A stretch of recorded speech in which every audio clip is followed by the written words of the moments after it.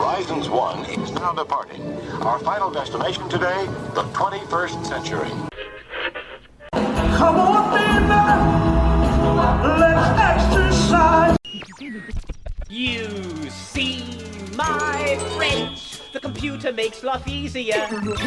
Saves me time and headaches, too. Hi, and welcome to the universe of energy. How are you?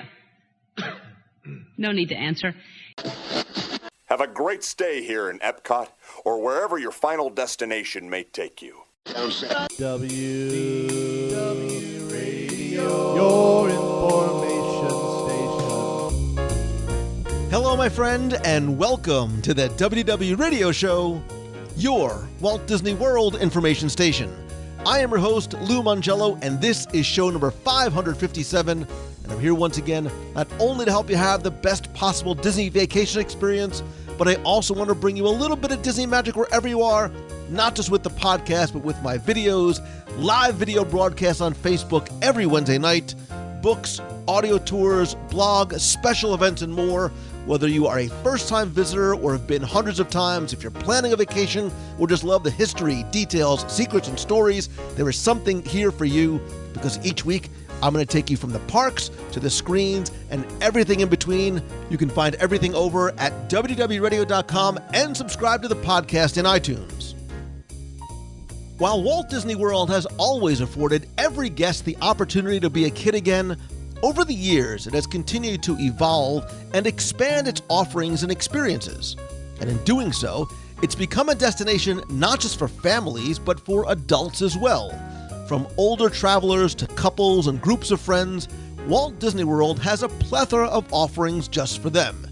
And this week, we're going to look at some of our favorites with a best of the best overlooked experiences for adults in Walt Disney World. I'll then have the answer to our last Walt Disney World trivia question of the week, and I'll pose a new challenge for your chance to win a Disney Prize package. Then stay tuned to the end of the show. I'll have more information about upcoming WDW Radio events, Meet of the Month, and interactive conversation that you can be part of, your voicemails, and more.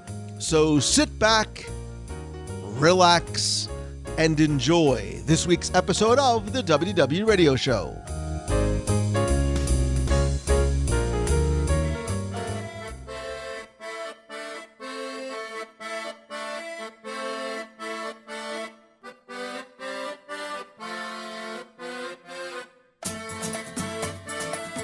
While Walt Disney World has always been known as a place for families to have fun together, as that was Walt's original intention with Disneyland, over the years it hasn't just grown, but truly evolved. And now it's not just the number one family destination on the planet, but it holds similar rankings for spring breakers, honeymooners, and yes, even quick getaways for groups of friends. And as it's grown, it's also matured, with new offerings being added all the time that are specifically geared towards the adults who, while maybe still kids at heart, want to still enjoy some of Walt Disney World's activities and offerings that are specifically geared towards them. And so when people hear Disney, they don't just think of the characters, castles, and carousels, but instead offerings that are just for adults. And this week, we're going to look at some of our favorites with a best of the best, top 10-ish, whatever you want to call it, overlooked experiences for adults in Walt Disney World. And joining me this week is Amanda Bonner from DisneyTravelForAll.com, who has been gracious and selfless in her researching some of these often overlooked and some looked adult experiences. So Amanda, welcome. Thank you, Lou. It was a really painful research, but I've enjoyed every moment of it.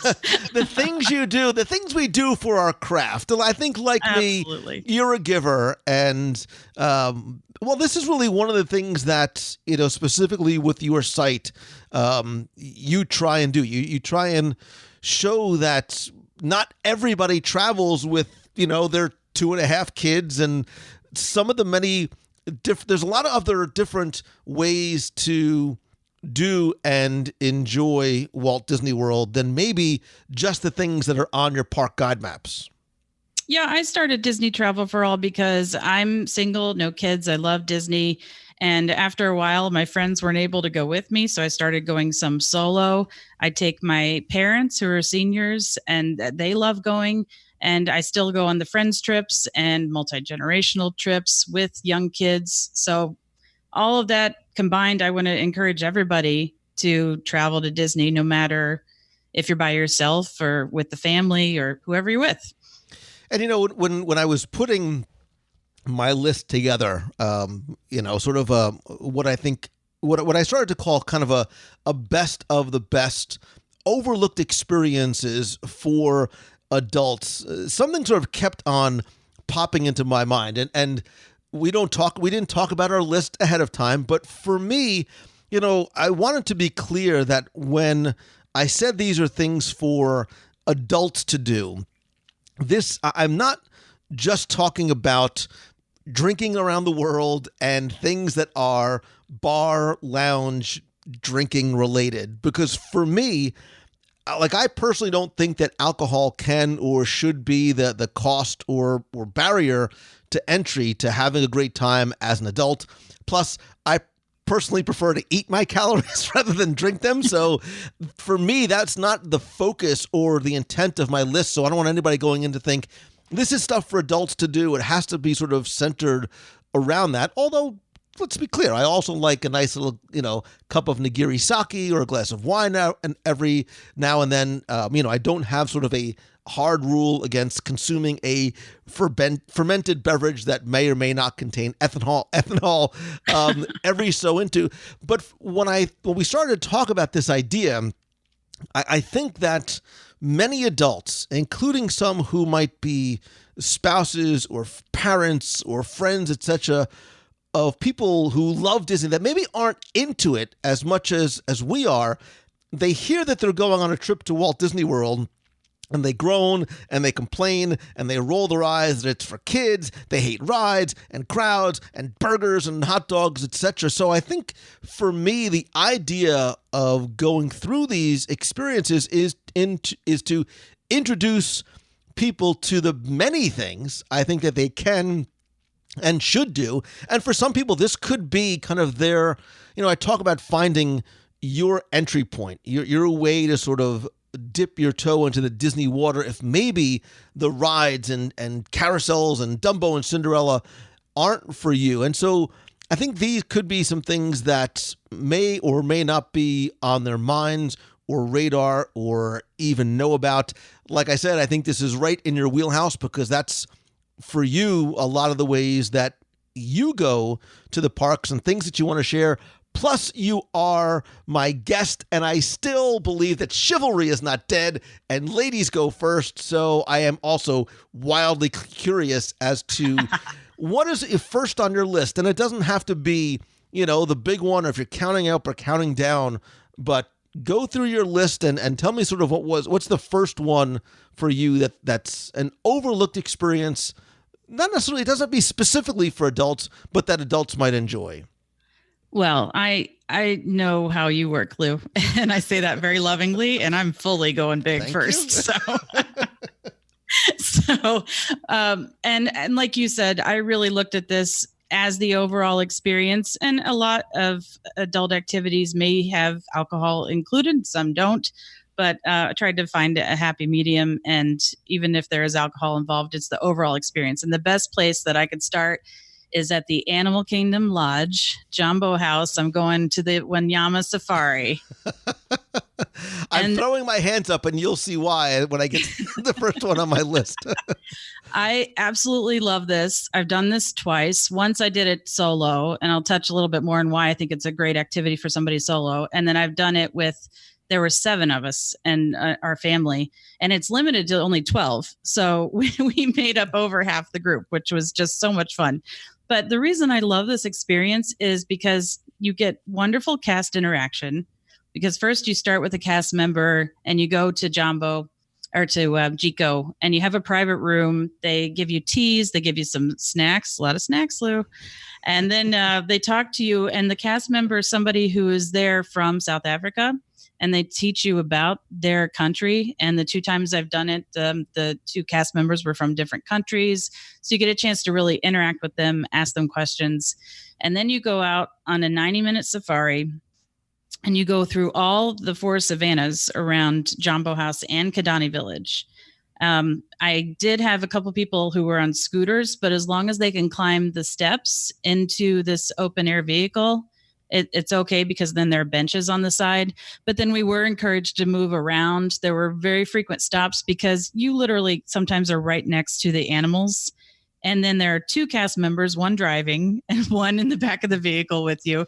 So you have so much opportunity to then ask those cast members questions about what they're doing.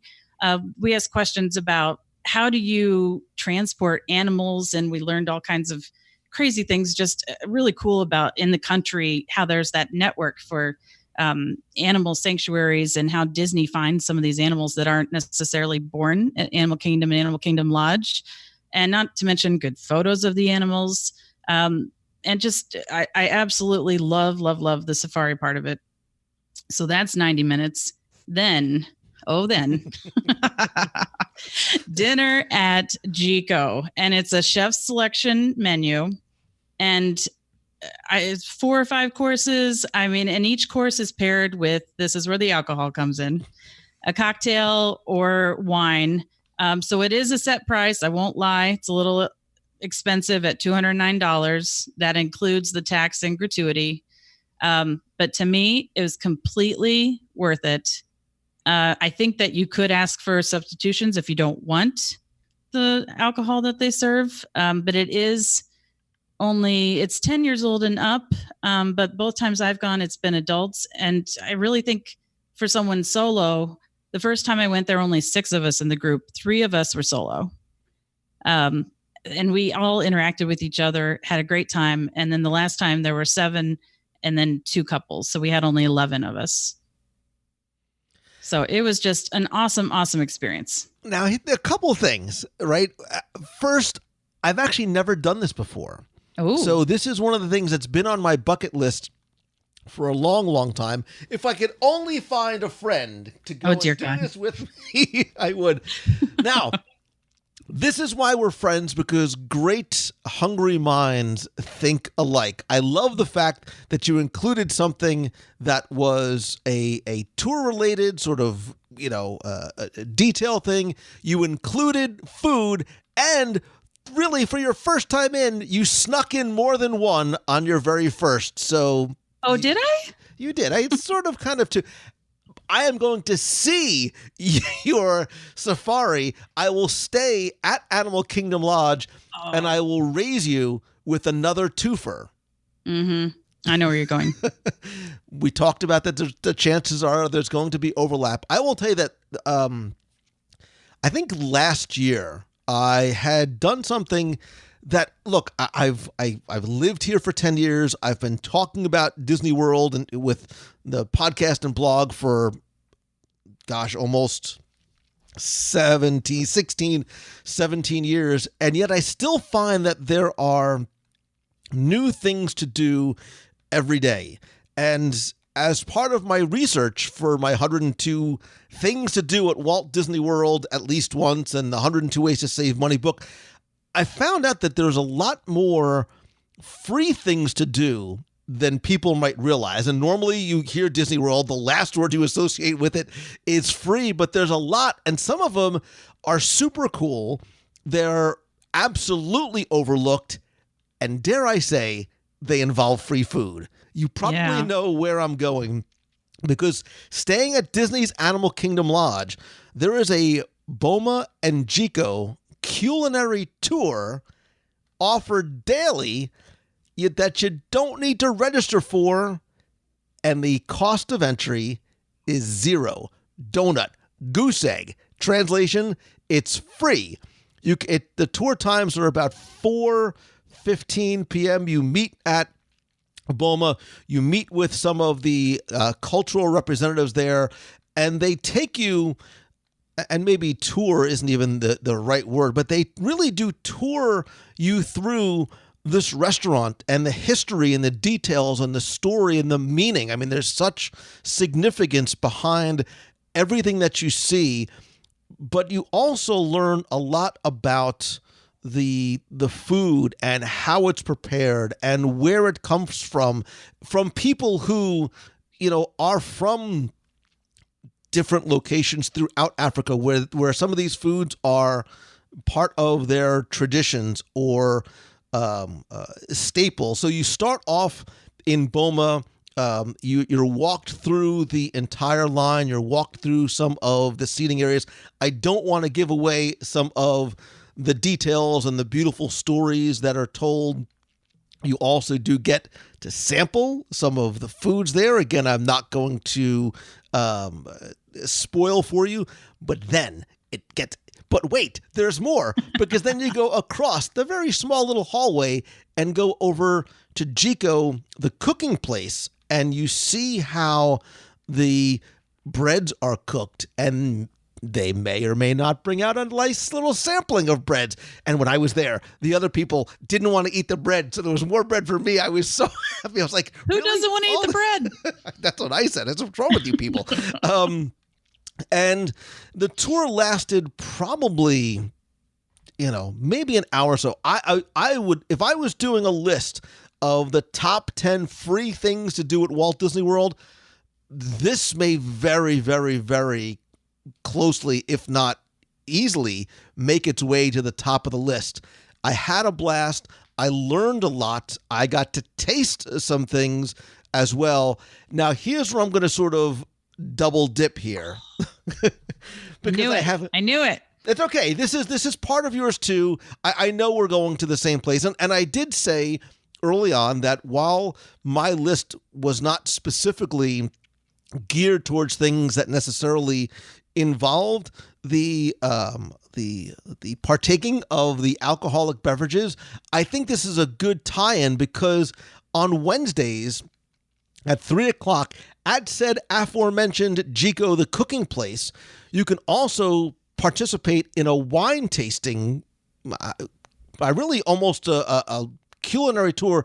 Again, it's once a week. It's limited to, I think, 12 guests, and it's only about $30. So it's a great value for what you get, which is 3 different wines, a number of different cheeses, a little bit of honey. You get some of this pumpkin seed brittle, water crackers, but you also get a wonderful education. And to be clear, Boma and Jiko has like the largest selection of, like the largest selection of South African wines, I think, in the world.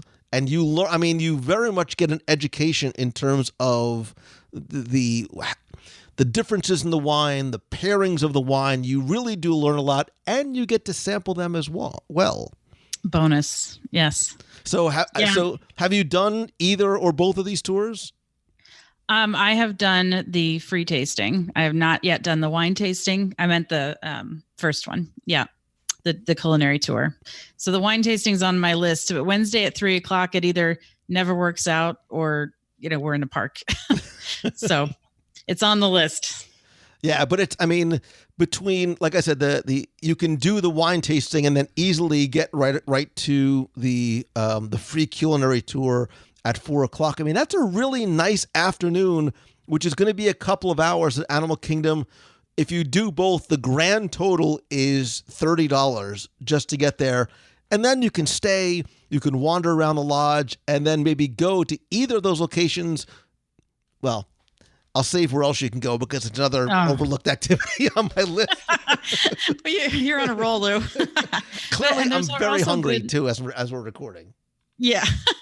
Those are also great activities to do solo because with that smaller group, you're in this kind of social setting. Everybody's, listening to the history of the wine of the different restaurants, but then you have a chance to talk with each other as you're doing the sampling.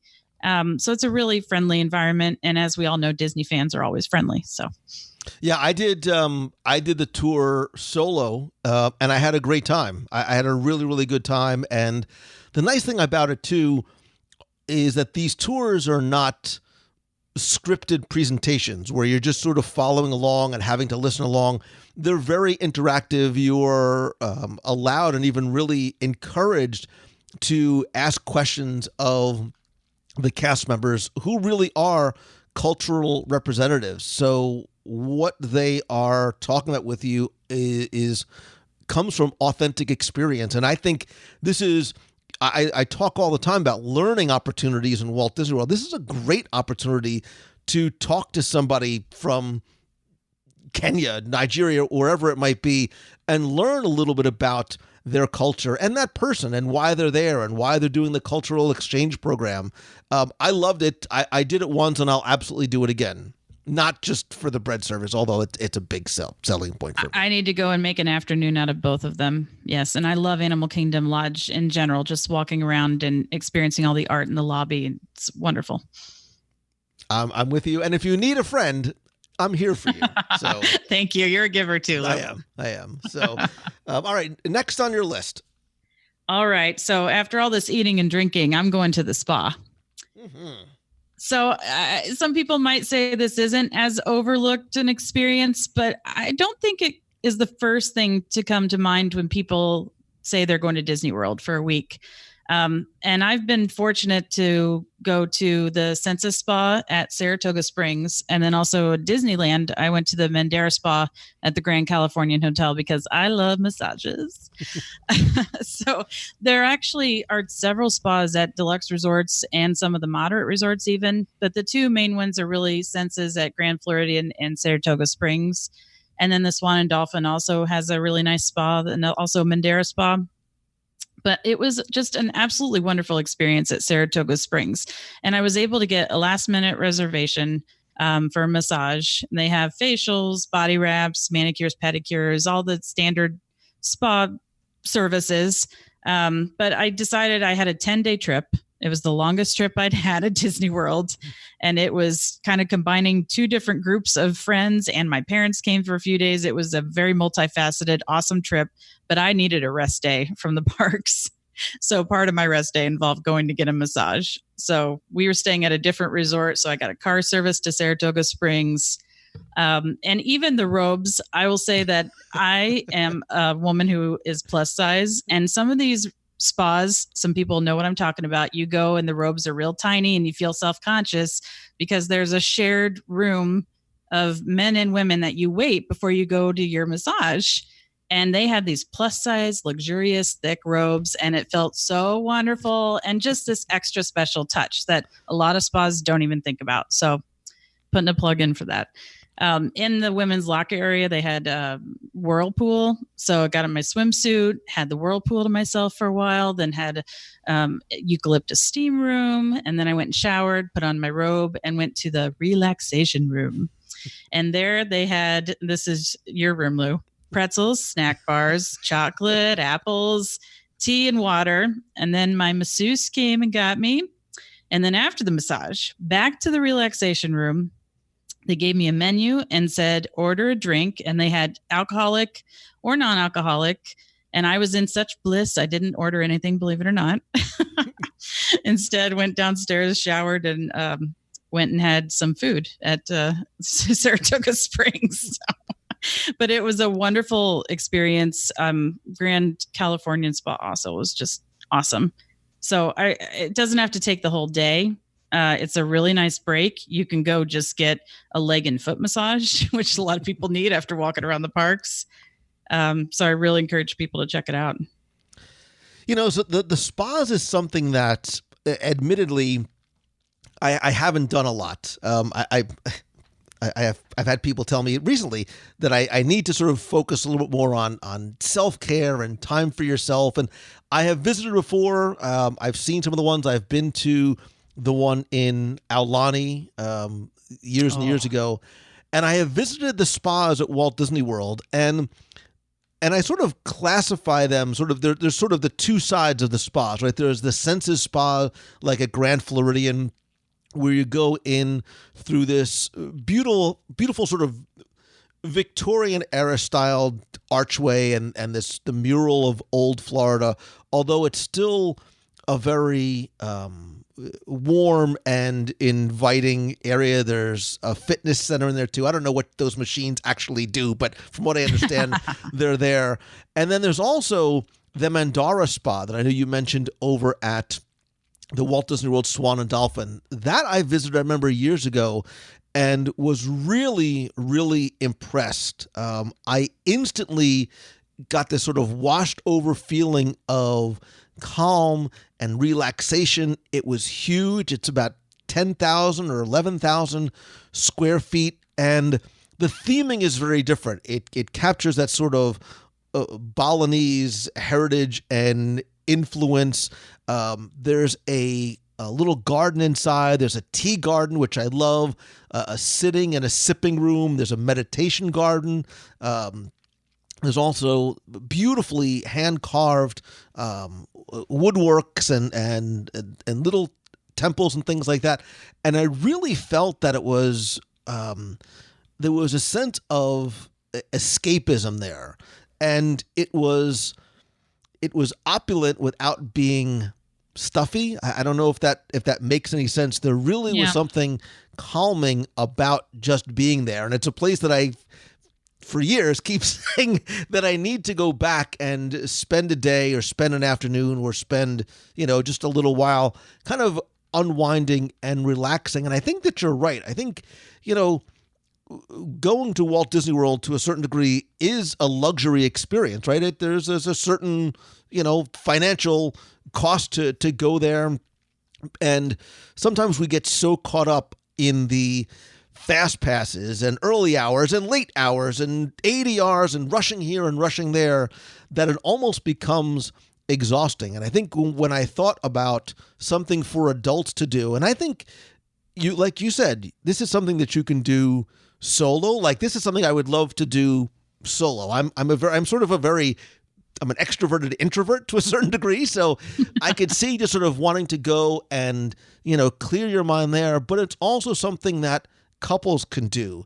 If it's girls' weekend, guys' weekend, if you're playing golf in the morning, hit the spa in the afternoon. And it doesn't have to be a cost prohibitive kind of thing too. A lot of the services and things like that are really sort of a la carte, so you can pick and choose the things that you want to do and that you are like to do and are comfortable doing, and the thing that's going to relax you most. It might be a massage, it could be a facial, it could be aromatherapy. I don't know what any of those things are, but they sound very relaxing. Again, it's one of those things I've even like when I go on the cruise, I keep saying, one of these days I'm going to hit the spa. And it never really, I've made it to the rainforest room and that's about it. But I have heard nothing but good things about all the spas. And I think, and I mentioned Mandara because I think the Swan and Dolphin, Swan and Dolphin themselves are overlooked experiences, both as resorts to stay in, as well. We'll certainly get to dining, trust me, as well as dining and some of the amenities that are there as well. And that's why I think if you're a spa person or just want to be one,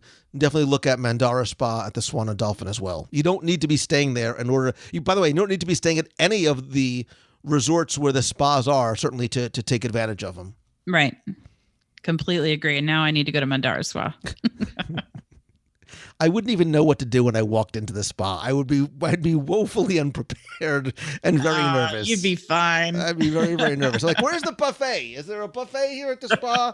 I'm in my robe and just want to lounge out, but just stay in the relaxation room eating. That's exactly what my kind of relaxation sounds like. I assume it's my turn. Yes. And as I'm scrolling through my list, I'm like, wow, there's a lot of food on my list for one reason or another. I'm clearly a creature of habit. But, well, I think because, and I think the reason why is not just because I enjoy the food and I want to turn people on to things that they might not think otherwise. Look, I hear all the time, I'm sure you do as well, Disney World, that's for kids. I don't want to have chicken nuggets and hot dogs. I'm like, oh, nay, please come with me. Let me take you under my little fried chicken wing and I will take you around and show you all the good things that there are to see, do, and eat. Absolutely. gosh, I'm all over the place on where I want to go next because nothing is really in any particular order. So you know what? I'm going to say, and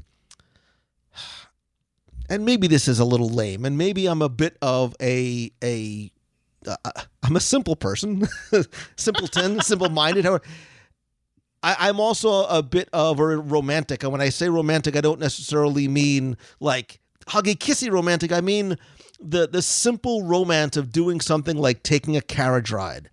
And there are carriage rides both at Fort Wilderness as well as Port Orleans Riverside, where you take about a 25 to 30-minute carriage ride, either through the grounds at Fort Wilderness. You can leave from Crockett's Tavern at Pioneer Hall. At Port Orleans, they're right in front of Boatwright's, and you can make reservations in advance. I recommend that you do, depending on the time of year. But they run from about 6 o'clock to 9:30 p.m. I believe current price, subject to change, is about $45 or so for about a half hour. But you get the right night at the right time of evening. Like for me, a carriage ride at sunset when it's not, insanely hot outside. There's something like the spa that is just so wonderfully relaxing about it. And like I said, you don't have to go, as a couple on a date. You can go with some of your friends. You can go with your parents. You can go by yourself. You also get a unique perspective and view of those resorts, and especially places like Port Orleans, of the Sassagoula River. Again, they sort of harken back to a simpler time, which is why I think I like it. But when we say overlooked, like carriage rides, when you pick up a guidebook or go to a website or pick up your map for Walt Disney World, carriage rides are not at the top of the list. So for the guest that's unfamiliar, a lot of people don't even know that those things even exist. Completely agree. And it wasn't really on my radar until a few years ago. My cousin got married and took his wife on carriage ride at Port Orleans. And I've stayed at Port Orleans Riverside and just happened to walk up right as the carriage was pulling up. And it does seem extremely romantic, but also it could be anyone going relaxing. But I love that resort at night, just walking around. And if you're on a carriage ride, it sounds wonderful. So I think that's a very good choice. Once again, and they also, and I don't know, I believe they've changed recently. So I know during the seasons, the carriage rides, especially at Fort Wilderness, change. There's there used to be a haunt, and I've told the story in the show before, and I don't care, I'm going to tell it again, because years ago, they used to have sort of a Legends of Sleepy Hollow, quote unquote, haunted carriage ride through Fort Wilderness. And me, being dad of the year, you ungrateful kids, got it on Halloween night. Like I was able to surprise my kids on Halloween night. Now, mind you, I love Halloween. I love scary stories. The weather was perfect. There was just that little chill in the air. You could almost hear the leaves rustle. And we're going, and I'm grinning ear to ear. And it wasn't scary, but there were moments that there may or may not have been a headless horseman that would ride up. I'm just giddy, and my kids are like, their faces are buried in their mother's arms, like crying hysterically. I'm like, oh my God, they were traumatized for months and needed severe psychotherapy, but it was super cool. They also do those during the holiday time. And look, I didn't mean this to be, but, and forgive me if this is on your list, but touring Fort Wilderness. Oh, no, never mind. I'm not going to say anything. I can judge. I mean, you're touching a little bit, but yeah. So I won't. I would love to go in the holiday carriage ride, though. I mean, that'd be magical. Absolutely magical. It's beautiful. They're beautiful. They're really, really beautiful. I love them so much. Does that mean I need to go to Fort Wilderness now? You do. And I've done a show. Gosh, it's been years ago.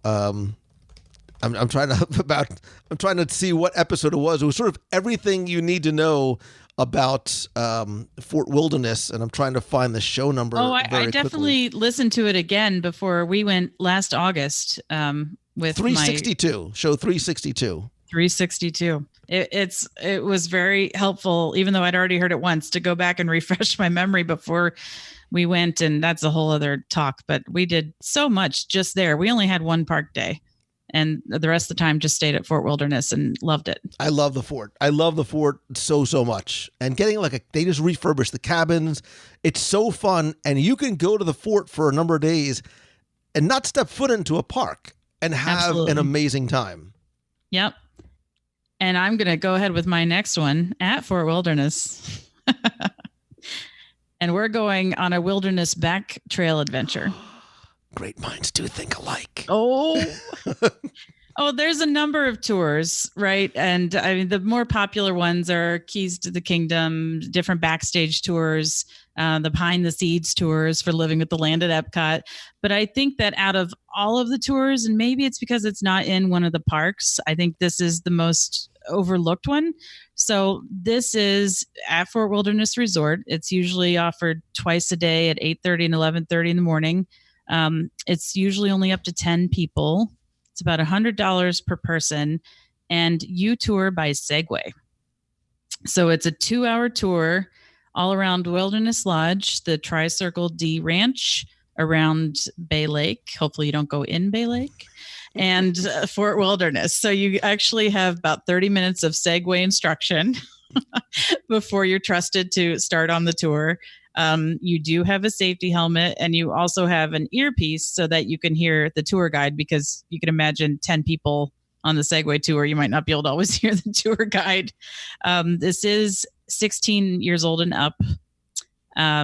And obviously you need to be able to stand on the Segway for the tour. So you have to consider that probably 2 hours you're going to be standing on that Segway. But it's a wonderful way to see all of that area, and then you get it done in the morning. So then you can go on to Trails End for lunch. Listen, this was very high on my list. Have you ever done it? Have you done this one before? No, it's on my list. Oh, you got to do it. I did it years ago. It was so much fun. Look, and I am the least graceful, athletically inclined dude on the planet. If I can segue, you can segue. Trust me. I do recommend, if you can, I like taking the 8:31 in the morning because, one, it's a little bit cooler. I think even the views are nicer in terms of the early sun. This is almost less of a tour of Fort Wilderness as it is a tour of the Florida wilderness. Oddly enough, interestingly enough, we just talked recently on the show about finding Florida, right? How Walt found Florida. If you want to get a sense of what this property looked like when Walt and his Imagineers first started to look, that's what this tour takes you on. And you will go, and I don't want to spoil it, but you will see things, and I'm assuming that it's still there. There might be remnants of some of the pre-Walt Disney World inhabitants still here as part of the tour. Now, on the cool scale, and I'm doing sort of the cool factor meter, it's cooler than a regular Segway tour because your Segway is cooler than a regular Segway. It is like an off-road Segway. It's one of the X2s that, and I don't mean X2, that really kind of bad X-Men movie, but I mean X2 in terms of there's fatter tires, they're easier to navigate. I actually found that it was easier to maneuver the X2 both on and off-road than I did a regular Segway, just in terms of its responsiveness and not feeling like I was going to fall over. But like you said, it was about 2 hours. It seemed like it was a lot longer, and I mean that in a positive way. You have a cast member who is more than just tour guide. They will play trivia games with you. They will talk to you about stories and history and answer questions as well. There's wonderful opportunities for spectacular spectacular pictures that obviously you can only get from these vistas. Again, you'll be able to see onto, Bay Lake and Wilderness Lodge and Tri-Circle D Ranch that you won't be able to get otherwise. You do get that half hour of training. So if you're concerned that you've never stepped foot in a Segway before, don't worry. You can do it. There are some limitations. I would absolutely go to the Disney World website to see in terms of not just age, but there are some weight limitations as well. Certainly, I believe it might be held rain or shine. There are some areas that you wouldn't be able to do during inclement weather and things like that. But it's a lot of fun. I like you said, going on maybe the early tour for 2 hours. By the time you're done, you can explore and enjoy the fort. Go check out the ranch and the horse barn. Go look at the calliope and all the photos of Walt. And then, and only then, go and have a nice lunch while you're there. And then take the boat over to Magic Kingdom, which I also think is an overlooked attraction in and of itself, because I think the views and the experience from the small boat as opposed to maybe the giant ferry from Transportation Ticket Center is very different and quite lovely. It is. I love that boat ride. I need to do that one again too. Oh, Maybe we'll do. Maybe we'll get like a. Wait, hold it. Maybe we'll do like a. I get so excited. Like a WDW radio, like morning at the fort. We'll do Segway tour. We'll wander around, we'll have a little lunch, a little nosh, and then we'll take the boat over to Magic Kingdom. This is a good idea. Somebody write that down, because I'm going to forget that very, very quickly. So maybe like in the fall when it's not quite as hot, toasty. Yes. Good idea. It wasn't. I wasn't going to sort of go in this order, but because you brought up tours, I think, and forgive me if you have other tours on your list. I think one of the things that, and there could almost be a top 10 tours in Walt Disney World, because there's literally dozens of tours that families can take, adults can take. There are ones that you have to have certain requirements to take. So if you have your scuba certification, you're going to want to go and do dive quest and things like that. But the private tour, the private tours and the backstage, when I say tours, I don't necessarily mean a VIP tours. I mean tours like Backstage Magic, what we're talking about here. There's literally dozens of them, and they range from ones that go an hour or so and are, $20 up to ones that are 7 hours long and are about $275 or so. I'm specifically talking about Backstage Magic. I have done that a couple of times, most recently about a year ago. It's a 7-hour tour that takes you to all 4 theme parks, as well as a lot of backstage areas that you will never, ever get to see any other way. You will learn and see the not the backside of water, but the backside of the American adventure. You'll go into the legendary utilidors. You'll find out about creative costuming. You'll learn more about one of my other favorite tours, which is Wild Africa Trek. You will go to Central Shops and see literally where the magic is made. You will see how the sets and props and vehicles and everything that makes its way into the theme parks is assembled. Keep your phone away. You'll go to Wilderness Lodge for lunch at Whispering Canyon. Yay! You go to the tree farm. You get a little surprise gift at the end. I believe the price currently is about $275. Again, that's 7 hours long. Although, and this is with, I think, all of the tours for the most part. If you are an annual pass holder or Disney Visa holder, you get 15% off. And if you're Disney Vacation Club, I believe you get 20%. You don't need a park ticket, so you can spend an entire day without having to worry about burning a park ticket. But there's a ton of other tours. There's also a shorter backstage tour at Animal Kingdom. There's backstage at Magic Kingdom, Magic Behind the Steam Trains Tour, Dolphins in Depth, Aquaseas, Walt's Wilderness, Family Magic, Gardens of the World, Holiday Delights, Savor the Savannah. Delicious. There's a Star Wars tours, a Day of Thrills VIP tour experience, Undiscovered Future World, which is fascinating, by the way, Walt, Marceline to Magic Kingdom, and the Wild Africa Trek, which was actually on my list, which I have done twice, is one of my favorites. And if you go back to show number 206, I do a full review on it.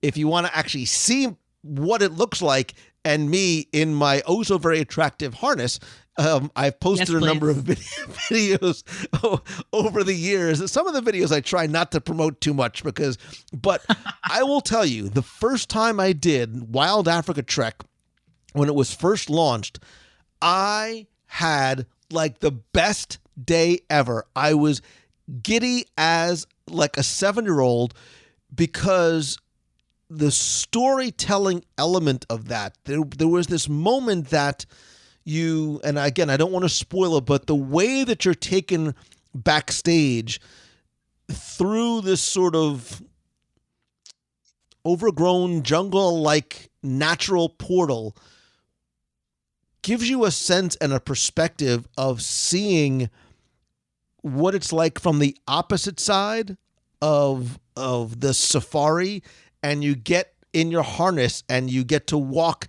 on this bridge over the crocodiles and the wading pool.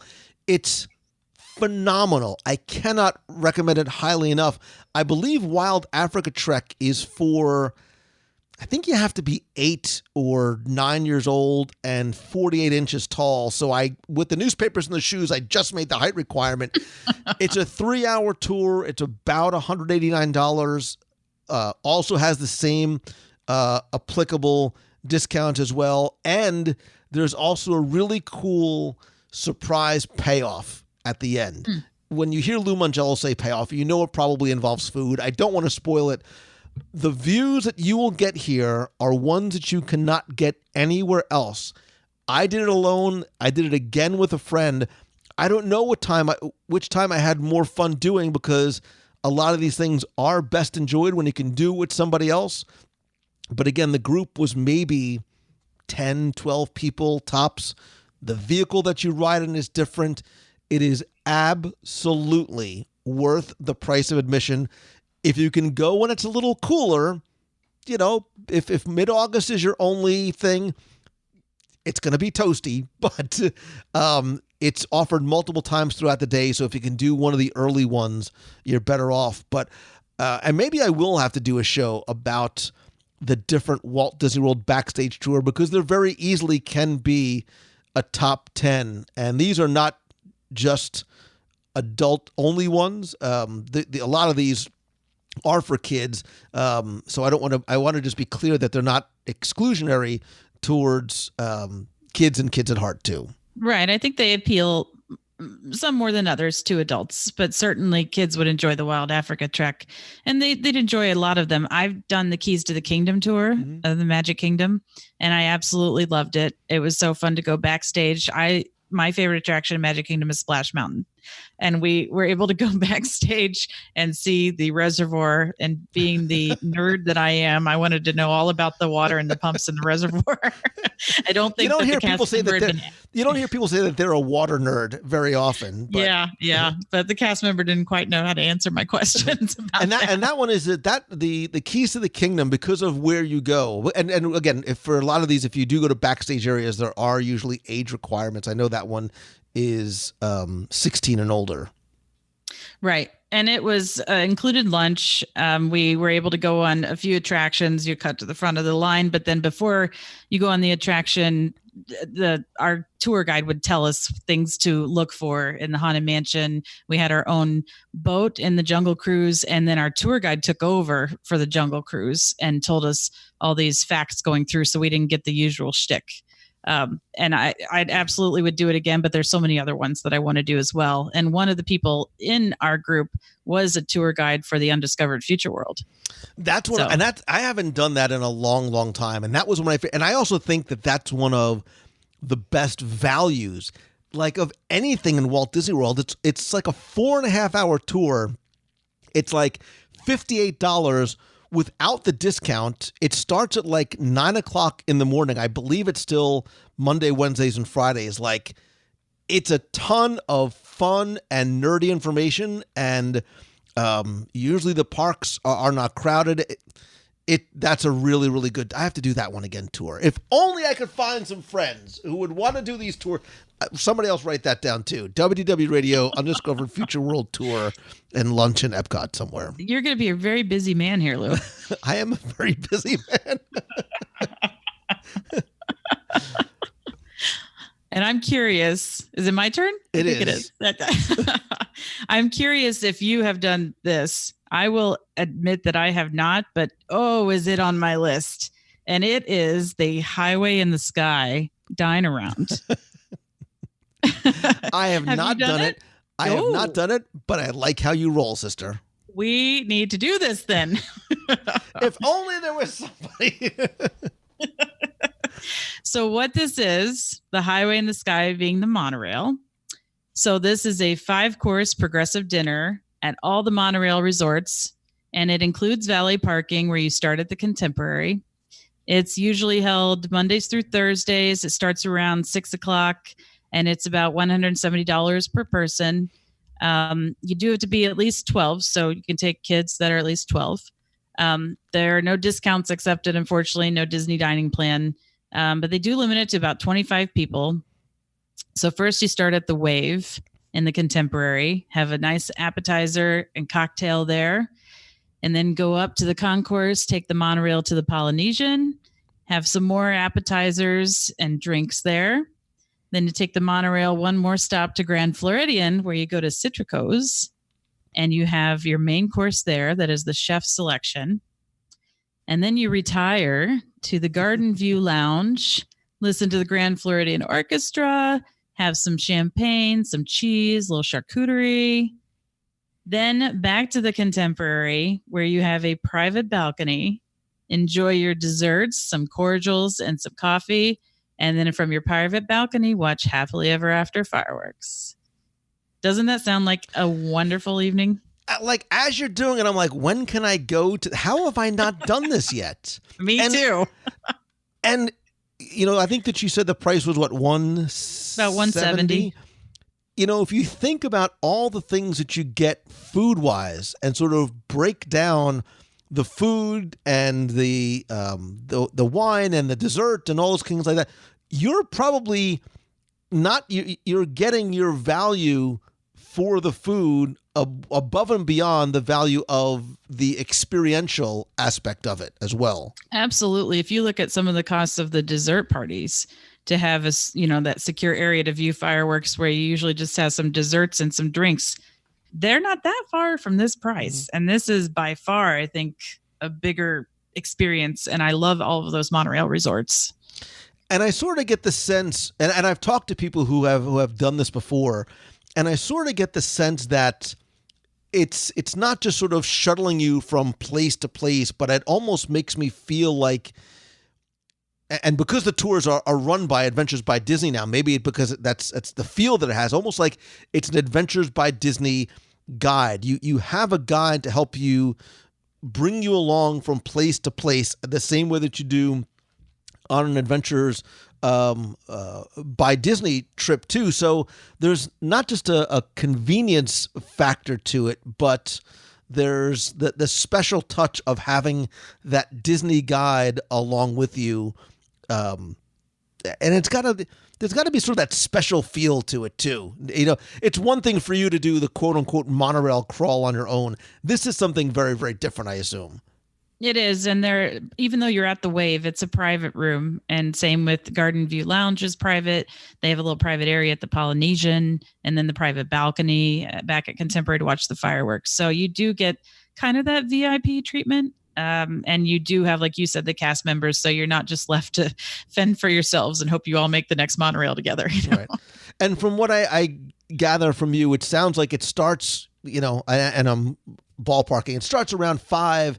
If you're going to see fireworks, you're assuming it ends at 9:30. So you're looking at a 4.5, 5-hour type experience too, correct? Right. Yeah. It starts. Usually it depends on the fireworks, but usually about 6 o'clock and ends pretty soon after the fireworks. I would imagine they let you linger for a while. Yeah. But I mean, that just sounds like a really nice evening, whether you do it, again, something you could do solo, because you make friends along the way when you do these things if you want, right? They're very much designed to do that, right? And that's I think that's one of the reasons why we love going to Disney, is because people are just friendlier here than they are other places in the world. But it's also a nice romantic couples thing. I can see, a couple of couples or a group of, girlfriends or guy friends going to do this for a night. Because again, although there is a component of alcohol to it, it's not like, again, I'm using air quotes, it's not like a bar crawl where it's, let's have a drink here, drink here, drink here, drink here. The night usually don't end very well when that happens. This is more of the culinary tour with the add-on of cocktails and wines and things like that. Right. And there is, the unofficial monorail bar crawl that you can do on your own, where you spend as much or as little money as you want and hit all of the places or, whatever you'd like. But this is something that certainly appeals to me. And like you said, I could do this with friends. I could do it by myself. This would be a great thing to do with my parents. They would really enjoy this. And this and almost everything that we've talked about does not require a park ticket. Right. So you take that into account if you're there for a long period of time and you want a non-park day, or if you're local and want to do any of these, you don't have to have a park ticket. And from what I understand, you also there's a takeaway element too, right? You get this cool lanyard and kind of credential. And the other thing I was thinking about too, which we should probably address, is that for any of these tours that have a culinary aspect to it, if you do have food allergies or sensitivities, usually if you let them know in advance, the chefs will be able to make accommodations for you. Don't wait until you get there and say, oh, by the way, I'm allergic to A, B, C, and D. Like any meal, if you call in advance, and I hear from people who do have allergies and food sensitivities, that there is no place as accommodating as Walt Disney World. And that holds true for these types of events as well. I completely agree. The 2 times I've done the Wanyama Safari, the first time I was eating gluten, the second time I was not. And I mentioned that beforehand, but then before we even were at the food for the snacks, the cast member was checking, okay, now who has the peanut allergy, which was another person in the group who is not eating gluten, and they had different types of bread, gluten-free bread for me. And so we almost got more food. It's a little bit of a bonus. So I got my own dessert instead of the usual desserts. We had all kinds of special food. They took very good care of us. So as I'm looking and thinking on my list, because we've talked about food so much, I'm like, I really need to get to food soon because I'm starving. So this is not going to, if you know Lou Mangello, this is not going to come as a shock to you in terms of where I'm going next. But don't roll your eyes. I can see you. I didn't. I just gave a little head nod. Oh, yeah. But this is where I'm taking you is not necessarily the reason why I'm taking you. And look, we're going to talk about things that you can do. And we have talked about things that you can do. Some of them come at no cost to you, and some of them are splurges and indulgences and luxuries. And this is one, but I was trying to think about things too.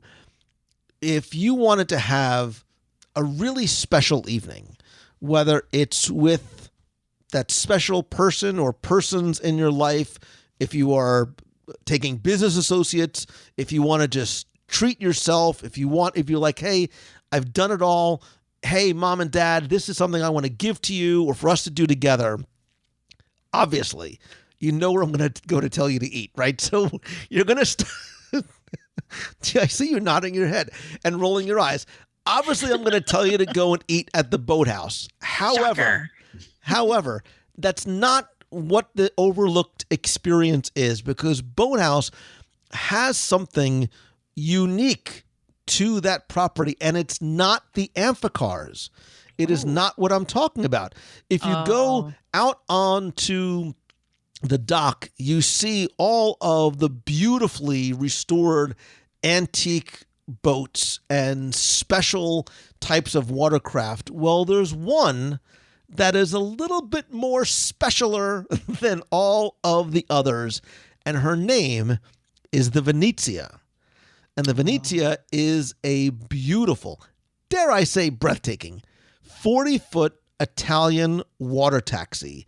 And you can rent the Venezia for, much like Gilligan's Island, but with a much different ending, a 3-hour tour where you get a captain and a crew that takes you through Lake Buena Vista and down the Sassagoula.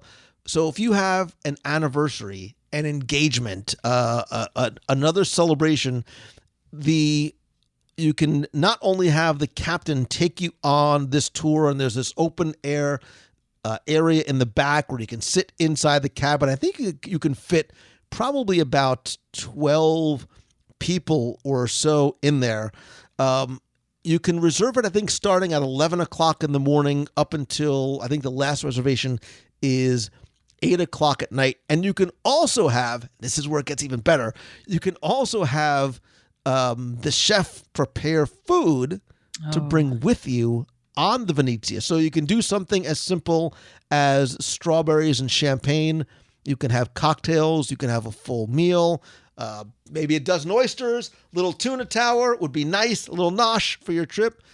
I was able to take a ride on the Venezia, and it was just something so different, so wonderful. And I imagined doing something special for somebody or with somebody, or, you know, as in a small group of friends to celebrate a special occasion, or, you know, with my kids or whatever it is. Now, it is not the least expensive tour on property, to be clear. I believe a 3-hour rental is about $500 or so. And you do have the option to and I think what that allows you to do is you can dine on the Venezia while you're docked at the Boathouse. So if you think the Chris Craft table inside is the most unique, well, I guess the unique seat at the Boathouse, you haven't been to the Venezia. Now, I've never actually dined on her, but I have taken a ride on her. Imagine literally sitting on the water, having your food brought out to you on a beautiful, the sunset over Disney Springs are so lovely. That is one of, I think, the coolest overlooked experiences in Walt Disney World. Well, I didn't even know that existed, so I will agree with you. I obviously know that. I could find somebody.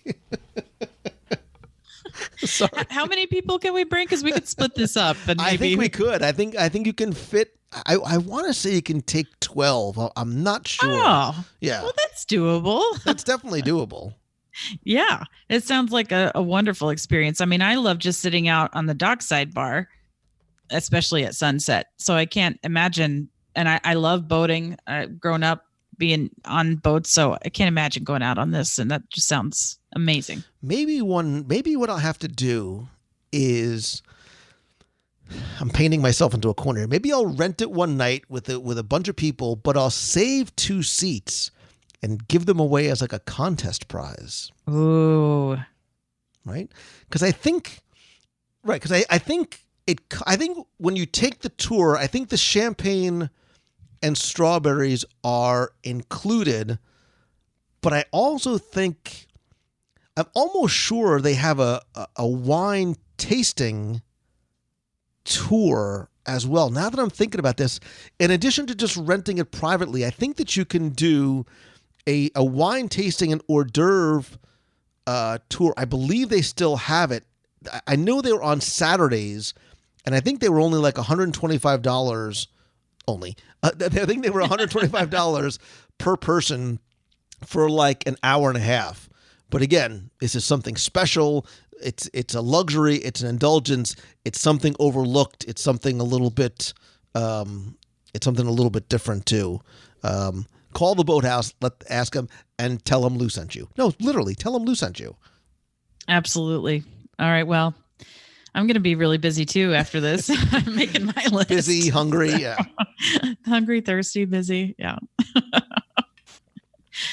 Well, I've got 2 more on my list.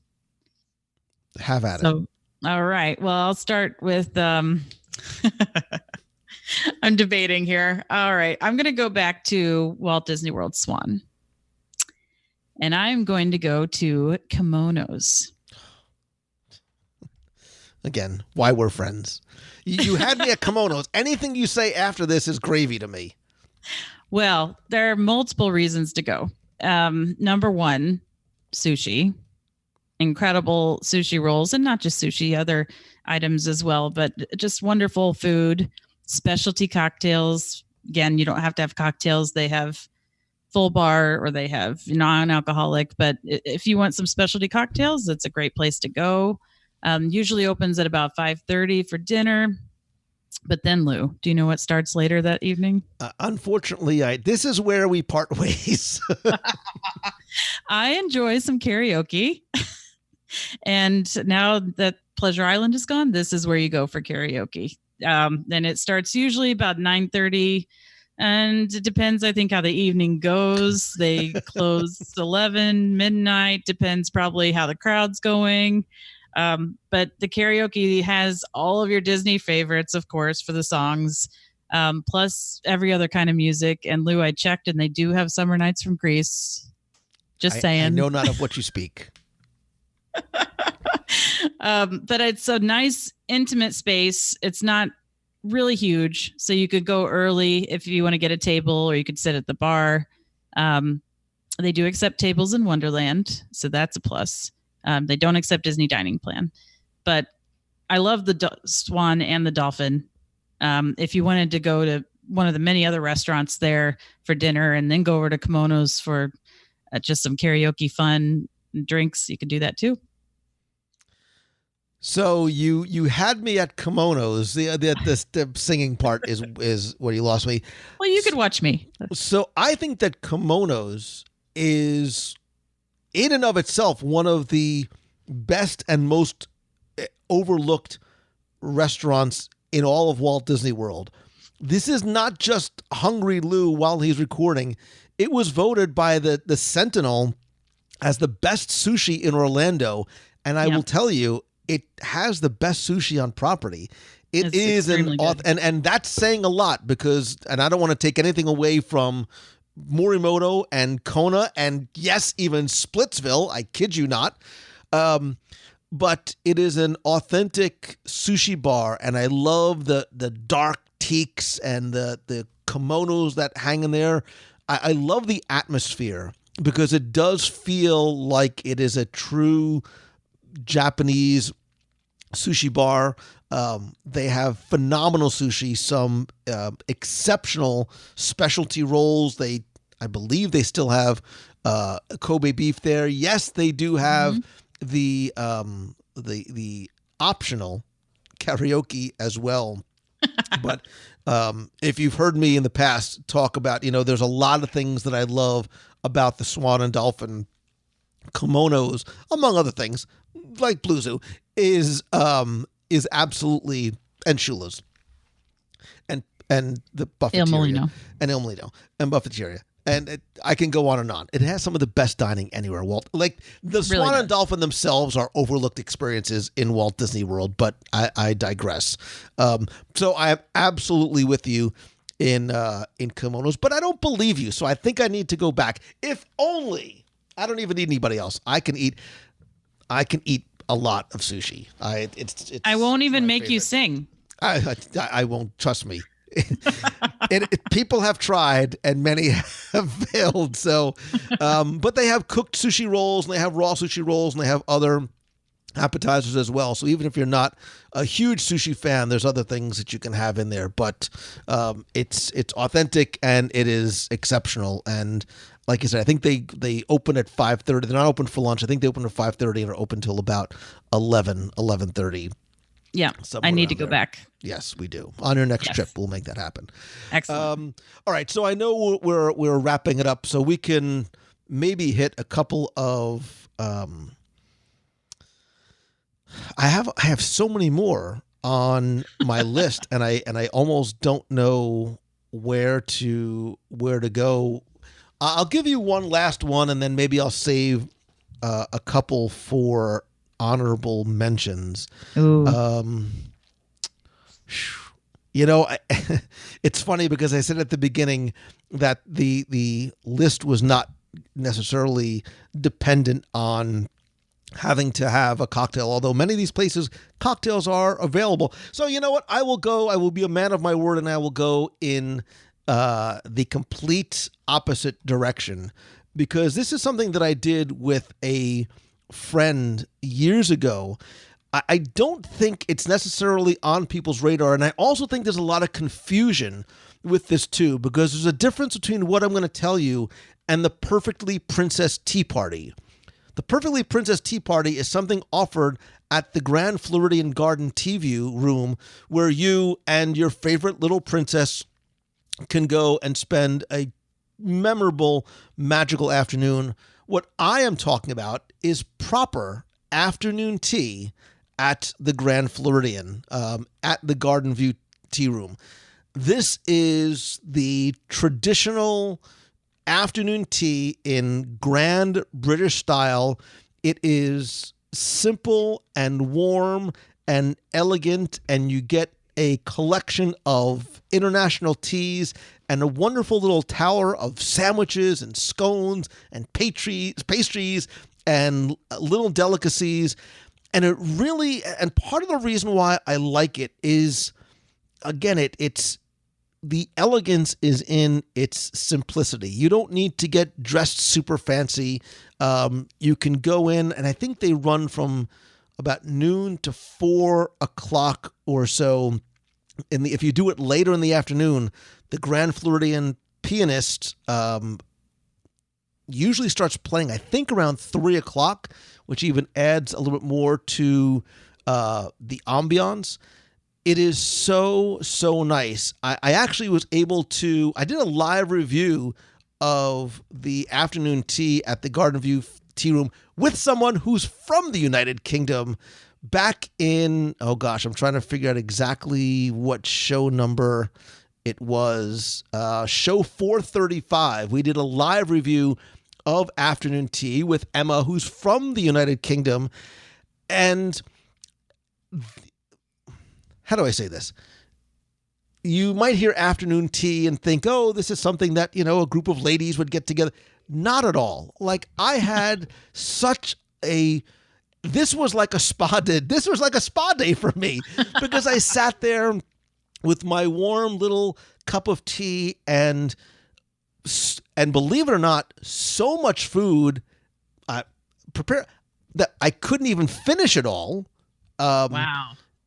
It was delicious, and you sort of feel like you are, transported somewhere else for another period of time. And I think that's one of the things about a lot of these that I really like. It's that sense of not necessarily being in Walt Disney World in a theme park environment, but being somewhere else. So, and the way it works is you can order a selection. There's different sort of entree main course selections of finger sandwiches and different types of teas and wonderful little teas, cheeses and honey and scones and strawberries and cream and English trifles. And there's probably 25 different teas as well. This is something that kids can do, but I really do think it's a nice thing to do. Again, whether it be by yourself, with a special friend, a significant other, or a small group of friends as well. And it was almost a part of me that was like, oh, I kind of wish I would have dressed up a little bit for this. Like I sort of, we miss the days of dressing for dinner and sometimes dressing for things. I almost felt like it would have been nice to do that, but you can certainly go, before the parks, after the parks, in between a day of Magic Kingdom, and it's a wonderful little respite. And I believe they go from 12 to 5, 2 to 5, somewhere around there. And like you said, you can upgrade. There are different levels, right? So you could even upgrade to champagne. Is I think one of the highest level. If you want to, maybe I'm a little bit of a lush. If you want to include the alcohol with the tea, you can go for the champagne. I want to do this, and I came so close. I literally was waiting for a friend, and she was running late, and we had the latest reservation that we could get, and she wasn't going to make it in time. And they're very strict on that cutoff time at the end of it, because they said she has to be here by this time or we can't have you come in. And she didn't make it. And they said, would you like to come in yourself? And I thought about it, and I thought, this seems like something that I think I would want to share with somebody. I'm not sure I'd want to do this solo. It just seems like it's a very nice, intimate experience because the space isn't that large. But I thought I would just want to be talking with someone as I'm sampling the teas and having the scones and the sandwiches, and I want to wait and share that with a friend or somebody. And there's almost a show element to it in terms of there's sort of multiple courses in terms of how they bring it out and then explaining what everything is. And this does not have to be, this is not something that's very costly. Now, obviously, I certainly make reservations beforehand because it does fill up. But I'm looking quickly at the menu. You can do a Bedfordshire tea of a medley of finger sandwiches with berries, cheese, and lavoche, a second course with buttery scones and jam tarts. They're delicious. A finale of house-made pastries, strawberries and cream, the trifle with your choice of tea, and it's $35. So, and I believe they take, Tables in Wonderland or annual pass holder discounts, possibly both. So it's not a super high ticket item for what can be, a couple of hours of something really special. Right. I definitely need to do it. And now I'm really hungry. Thank you. Did you expect anything less by doing this with me? Absolutely not.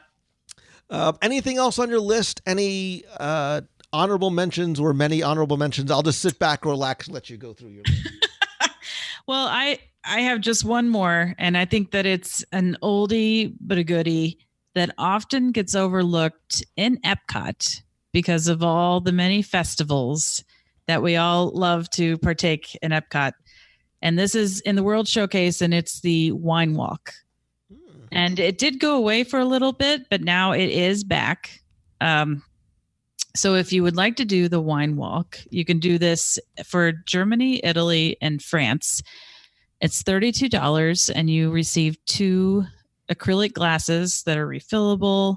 And with that, you have 6 2-ounce pours, and you have at each of those 3 locations 2 pours. So you can, and you also receive a passport. So say you're local, and it might not be a good idea for you to drink all that much in one day if you're going to drive home. The passport, they will track your pours so that you could you do have to bring the glass back, but you can come back and you don't have to do all them. So you could go to Germany one day, Italy one day, France one day, or you can, do it all one day and take Disney transportation somewhere if you want to do it that way. If you don't want to go and taste each wine, you can just buy the wine glass for $5 just as souvenir, just to have. So I really like this. You go to Weinkeller in Germany, you go to Enoteca Castello in Italy, and then you go to Vin de France in France. And you talk to the cast members. They tell you about the different types of wines. And I have done this, and I fully enjoyed it. I have, again, something else I have never done. I'd be curious to do because I like to be able to say that I have seen and done as much as possible. Again, with any of these things, this is the recovering attorney and me coming at it. Anything that's going to involve the partaking of the alcoholic beverages, please be responsible, not just to yourself, but to the guests around you. There are minivans and Disney transportation for a reason. Avail yourself of those services and be smart. Absolutely. Be smart. Yeah. It's easy sometimes to, especially when you're doing tastings and wide walks and things like that, to not realize some of these things have they sneak up on you. So before you get even close to your car, remember that your car will be safe overnight, and there's always an alternate way to get back to your resort. So very, very true. Good point.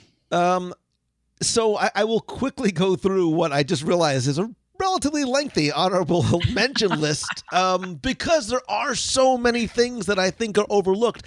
And believe it or not, the first thing on my honorable mention list was the first thing that was on my list that I actually never got to. One of my favorite places to go, although it's so far away, and I think it's overlooked. You know exactly where I'm going. You had me at bread service. Sanaa, I love you so much. And a true hidden treasure of Walt Disney World is not necessarily Sanaa, the restaurant, which is wonderful, but late night at the Sanaa Lounge. Absolutely. Just so much so, there actually there's an entire show number 478. We talked about visiting Sanaa, and if you think you've done and seen it all and you've eaten there before, it's something very different at night. It's so very relaxing that I love the comfortable chairs in the lounge. You don't need a reservation. There's also a huge sort of family style table in the middle. There were many nights I spent with 8 or 9 friends, gather around, you get bread service, have a cocktail, a glass. I mean, there's a huge selection of wines to choose from, specialty drinks, specialty non-alcoholic drinks and desserts, specialty teas, which are lovely, by the way. And usually there's nobody there. So you have like a nice day in the parks. You come back relatively late in the evening. You can eat the bread service. You can spend time with friends in a quiet environment. I love Sanaa so much. If you want to find out how much, go back to show 478. One of my other favorite places in Walt Disney World, I have been calling it my favorite park, the 5th theme park. I spend more time in Disney Springs than I do in the theme parks. And that is not an exaggeration or a joke. It's true, because there's so much to love. One of the things I think that has gone relatively unnoticed over the past maybe year or so that Disney Springs has been doing is late night offerings, a wonderful mix of dining and entertainment that transforms the landing area specifically into, the late night place to go, with a lot of the restaurants staying open till 2:00 in the morning, which is very late for Lou Mangello, Thursdays through Sundays. So whether you're looking to do something that's a little bit more high energy, you want to go dancing at the Edison, you want to do something a little bit more chill at Forbidden Lounge at Morimoto, Enzo's Hideaway, the Boathouse, Jock Lindsay's, Joffrey's, Paradiso 37, Raglan Road, STK, Vivoli El Gelato, Wine Bar George, Cats and Dogs living together. It's so fun. And not only is there music and live music, but a lot of times there are specialty, tasty small plates, a special menu late night. Go for the fun, stay for the food. I remember being and tasting some of the ones at Forbidden Lounge at Morimoto. They had a huge variety of light bites that aren't on the regular menu, and they all came in at like $5, $6, $7 each. Like, imagine spending the day, maybe even with your family or with your friends in the parks. Maybe the kids are tired and they're old enough to stay by themselves in the room or use something like Kids Night Out, and you want to have an adults night out or couples night out or friends night out. they've done a really nice job of making late night at Disney Springs attractive and an attractor.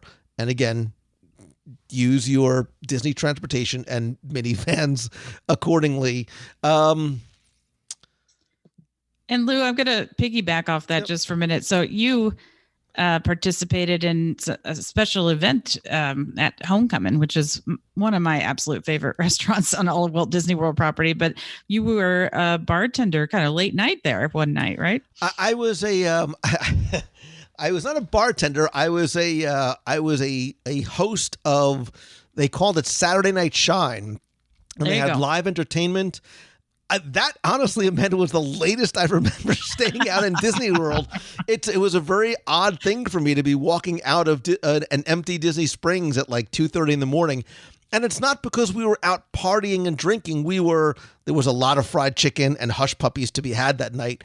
But there was live entertainment, and it had this cool sort of adult vibe to it. And again, not in any kind of a negative way at all, but it was a really nice night where we were out with a bunch of other couples and a bunch of friends, and a bunch of listeners showed up.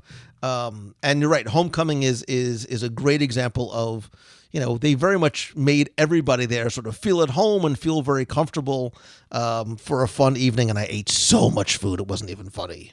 So yeah, and be on the lookout for other special events like that too. I know Morimoto Asia does a number of them throughout the year, in like the Sakura Festival, which takes place during the day, but are things like that to keep your eyes open for. And so to that point, I mean, I think one of the things too, depending on when you go, it's really important that you pay close attention to some of the special events that are going on. And something, if you would have asked me this to do this list a month ago, I never would have thought to put this on my list, but having gone to the Villains After Hours event at Magic Kingdom, I absolutely think this should be on your list, especially if you are an adult. And I did talk about it on the June 12th live show. If you go to Facebook, if you go to www.com/community, you'll see the video there from the live show where I reviewed and talked about the Villains After Hours event. There's a Villains Unite the Night stage show. Maleficent is there. There's a castle stage party DJ, which really gives a much more adult type vibe to it. And because of when it takes place so late at night, there's not a lot of kids. There's no alcohol at all, but it did have sort of that cool Disney kind of like club feel to it. There was nobody in the park. I mean, the park was empty. The lines for the 20 plus attractions and experiences were practically non-existent. Specialty food and beverages, free ice cream, popcorn, and water and soda and things like that. Exclusive merch. The Villains After Hours show, which is not something that happens all year long, as well as some of the other special events, are things to keep on your list as well.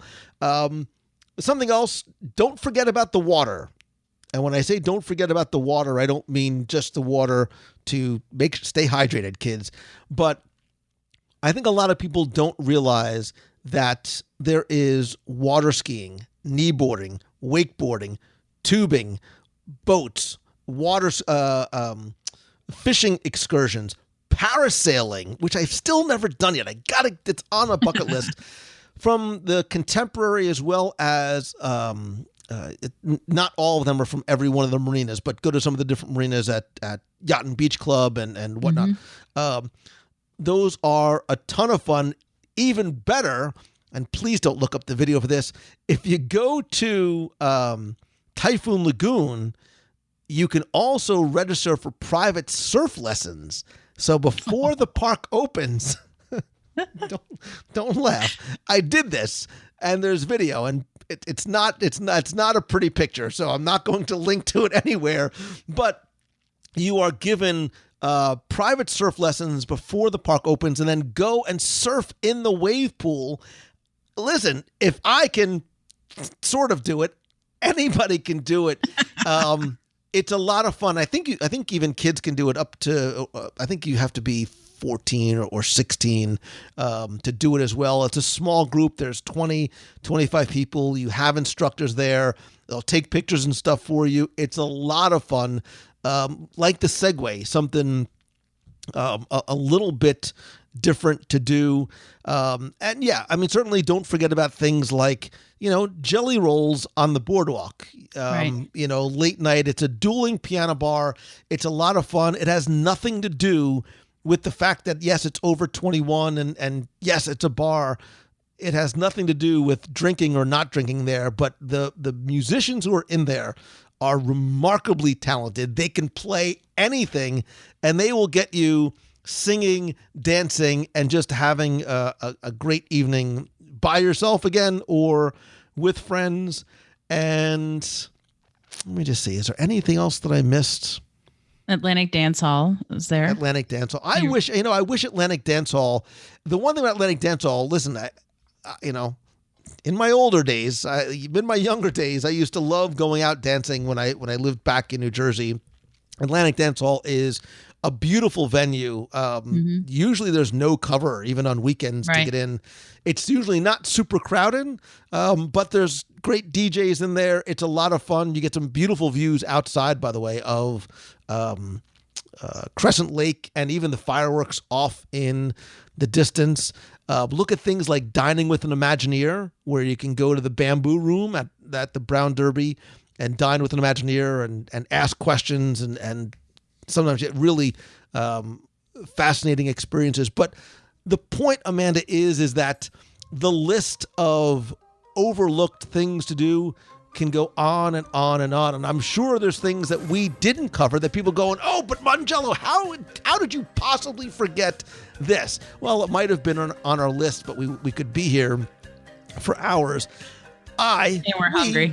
And we're very, very hungry. We would love to know, what is your favorite overlooked experience for an adult? And by adult, like I said, it's not, you understand what the intent of the list is, or what is something that we left off the list that maybe you think should be on it, because there is a lot more, from smaller things that are free to more luxurious, indulgent experiences. The best way to let me know is by either calling the voicemail at 407-900-9391 and tell them you'll be heard on the air. Share your favorite overlooked experience. Let me hear the passion in your voice, or go to our Facebook group at Facebook, WDWradio.com/community. I'll post the question there and share your favorite, and share maybe what some of your favorite experiences are. And then please make sure that you go to Disney Travel for All. And Amanda, tell them where else they can find and connect with you. I am on Facebook, Instagram, Pinterest, Twitter, Disney Travel for All, and you can email me at amanda@disneytravelforall.com. I would absolutely love to hear from you, and we have a Facebook community as well, Disney Travel for All.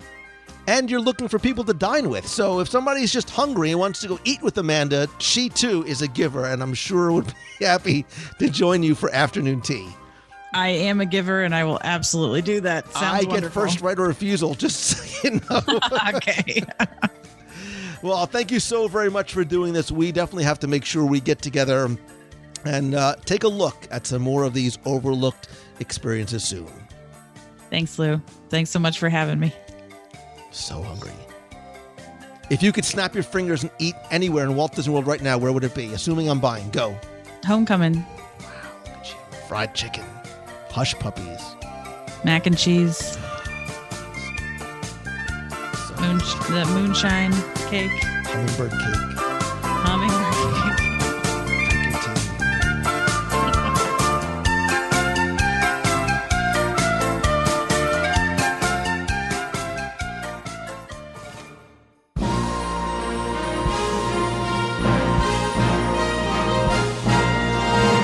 It's time for our Walt Disney World Trivia Question of the Week, where I invite you to test your knowledge of Walt Disney World's history, or just see how well you pay attention to the details, what you see or hear, and yes, maybe even taste And if you think you know the answer, you can enter via our online form for a chance to win a Disney Prize package. Of course, before we get to this week's question, we're going to go back, review last week's, and select our winner.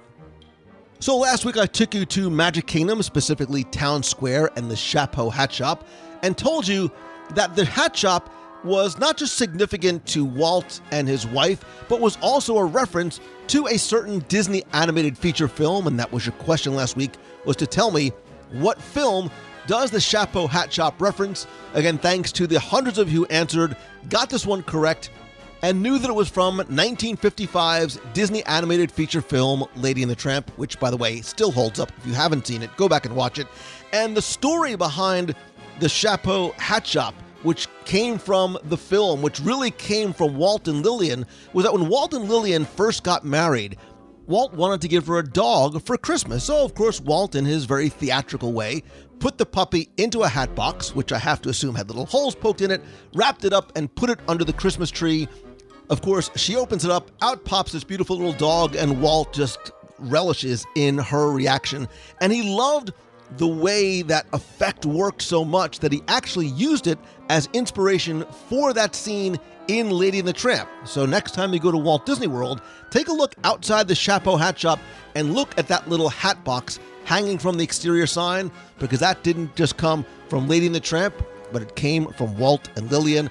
Anyway, I took all of the correct entries, randomly selected one, and again, last week you were playing for my 102 Ways to Save Money for an at Walt Disney World book, all 7 of my virtual audio walking tours of the history and details and stories in Magic Kingdom, both of which, by the way, you can still find on Amazon and in iTunes and at WDWRadio.com, a WDW Radio vinyl sticker, pop socket, and WDW Radio t-shirt.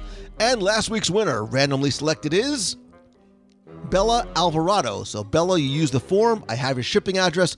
I will get your prize package out to you right away. If you played last week and didn't win, that's okay, because here's your next chance to enter in this week's easy Walt Disney World Trivia Challenge. So one of my favorite segments to do on the show, if you've ever met me, you know why, are live dining reviews. And before I ever did my very first one of the first restaurants I highlighted in Walt Disney World wasn't necessarily because of its food, but those details and stories and hidden treasures in what became my very first DSI Disney Scene Investigation segment. So this week I want you to tell me what show number, and more importantly, what restaurant was the subject of my very first DSI. I'll give you a hint, it wasn't the Boathouse. Anyway, you have until Sunday, June 30th at 11:59 p.m. to go to WDWRadio.com, click on this week's podcast. Again, you're going to play for all the digital products, the vinyl sticker, a pop socket, and this week I'm also going to give you a mystery prize. It could be from my collection, it could be from the parks, it might be from Toy Story, maybe it's from Galaxy's Edge. I brought home some things from Batuu. It's going to be a mystery prize. Play for your chance to win. So good luck and have fun.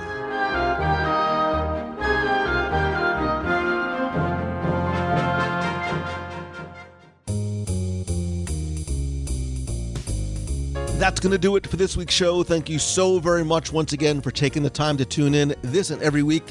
Whether you are a first-time listener or you've been listening since show number 1, I cannot tell you how much I love and appreciate you.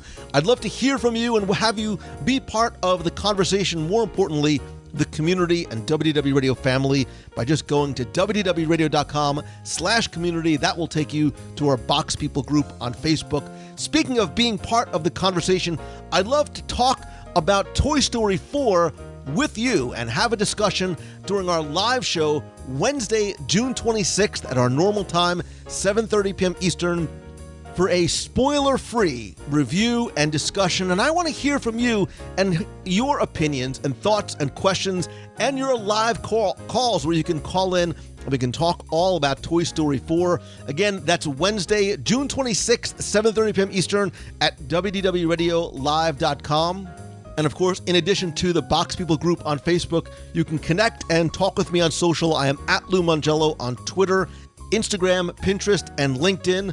I also want to thank, speaking of community, the members of the WDW Radio Nation family for their love, support, friendship, and help. And I also love being able to give back to you each and every month. I want to thank some new and longtime members like Wade Tonkin, Eric Hawks, Carlos E. Silva, Debbie Hartlett, Samantha Caravella, Alexandra Hawk, Kimberly, John Goldsworthy, welcome new neighbor, and Todd Braun.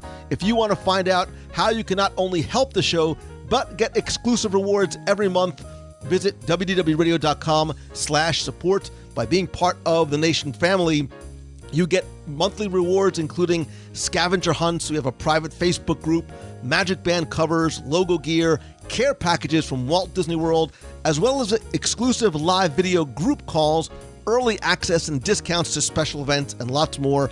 And don't forget that a portion of your optional contribution does go to our Dream Team project to directly benefit the Make-A-Wish Foundation of America.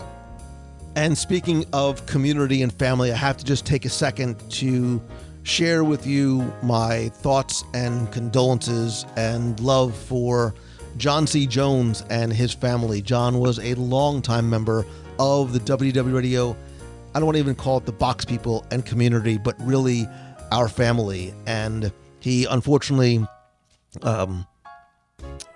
lost an ongoing battle this week and passed on.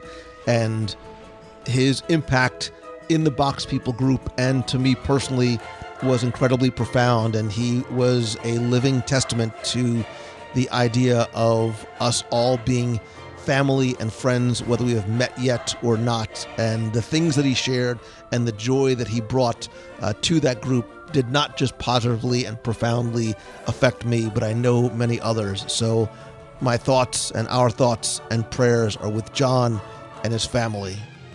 And whatever you believe and wherever he is, I hope he is sitting down with Walt, sharing a meal, looking down on this place that he loved so very much. If you have a question you want me to answer on the show, you can email me, lou@wdwradio.com, or you can be heard on the air by calling the voicemail with a question, a comment, or a hello from the parks at 407-900-9391.